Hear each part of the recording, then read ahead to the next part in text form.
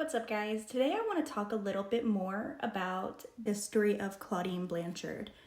As you guys may know, or if you don't, I made a video a couple weeks ago about the lack of available public records relating to Dee Dee Blanchard's criminal history. Like, there's none available. So if you guys want to watch that video after this one, I think you should. Anyway, so as we all know, that one available report or record relating to a crime that Dee Dee committed, and that was the Hobby Lobby incident, the one that got Gypsy and Claudine banned for life. And I was going through that and I found a newspaper article that was kind of over the incident, and I found something just a little bit interesting when I was reading about it. So this was in a newspaper article, and it says this was in 2012, so I'll remind you that Gypsy would have been 21 years old at this time. It says, I'm not going to read this whole thing. Report only identified Claudine Blanchard by name, but it says she was with her daughter who was confined to a wheelchair due to paralysis from the waist down, according to Claudine. Claudine Blanchard also went by the name Dee Dee. The report says the manager, Robert Benedict, told the police that the Blanchards had been shopping and they were heading to the exit after their purchase when the sensors went off. The manager checked their bags. The report says everything in the bags checked out, but then Benedict said he saw black feathers between Gypsy's leg and the wheelchair. Robert stated he inspected the wheelchair again, found 2 packages of stickers, a border, stamp pads, and 2 pieces of unfinished wood, which were partially underneath Gypsy's legs in the seated position of the wheelchair. Benedict said he collected the property and escorted the women to the office. The items were worth $21.53, according to the report. Claudine told police that she and Gypsy had just returned from Disneyland and wanted to make a scrapbook. She said they had made multiple piles of items to determine what they wanted to buy. Claudine said she never left Gypsy alone inside the store and had remained with her, pushing her in the wheelchair the entire time that they were there. The report says Claudine stated that they did not come there with the intention of stealing and had simply forgot to return the items to the shelf, which they did not purchase. Claudine stated she told Robert to search the chair, and if they were trying to steal, she would have never given him the permission to do so. That makes sense to me.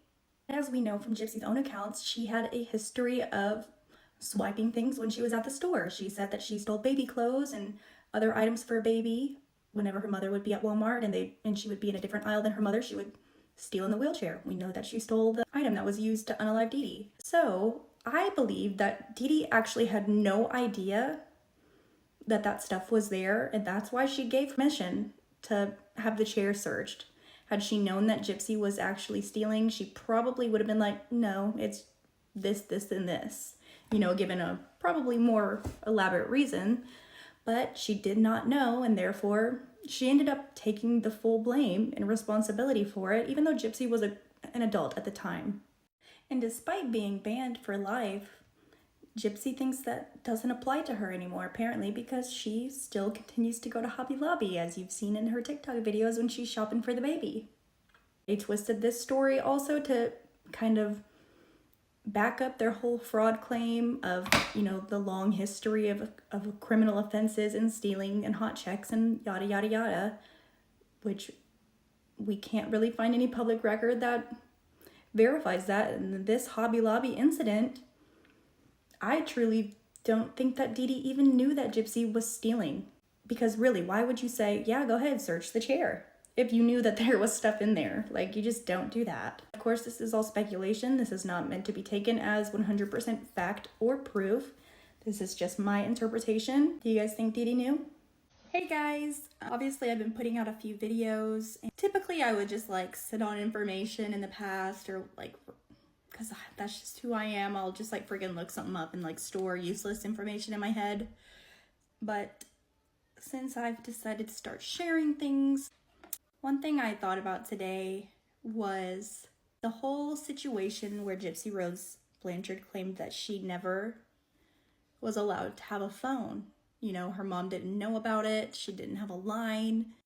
And even in the text messages with Nick, you can kind of see that she's like, oh, my mom caught me on the phone and I pretended I was using her phone. And I believe in other situations, she was like, oh, I snuck to Walmart and bought a phone and activated it so my mom wouldn't know. There's a million different reasons as to why she claims that her mom did not know that she had a cell phone. Can I just say the lies are trash.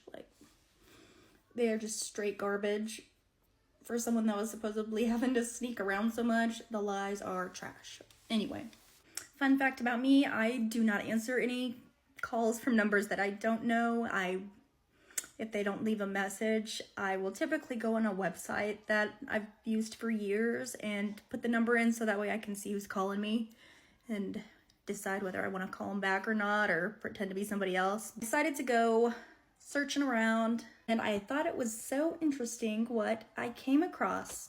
So if you look right here, this number that I typed in is a number that belongs to somebody that goes by Dino Blanchard. And in case you weren't aware, Dino Blanchard, also known as Claudina B. Blanchard, Claudina P. B. B. C. A. Peter, Claudina B. Blanchard. Okay, all 487,000 names that, Jesus Christ, she went by. That is so funny. You know what if it was just, Gypsy obviously sucks at spelling. What if she was just doing this the whole time and just couldn't freaking remember how to spell her mom's freaking name, and that's why it's like this? She's got so many damn names that are different. That's so freaking funny. Anyway, and if you read a little bit farther down, it says 504 blah blah blah is a VoIP phone from the carrier AT&T Corporation and its connections to blah blah blah. Okay, now what is a VoIP number? So a VoIP phone is a device or program that uses voice over internet protocol technology to make and receive phone calls over the internet instead of a traditional phone line.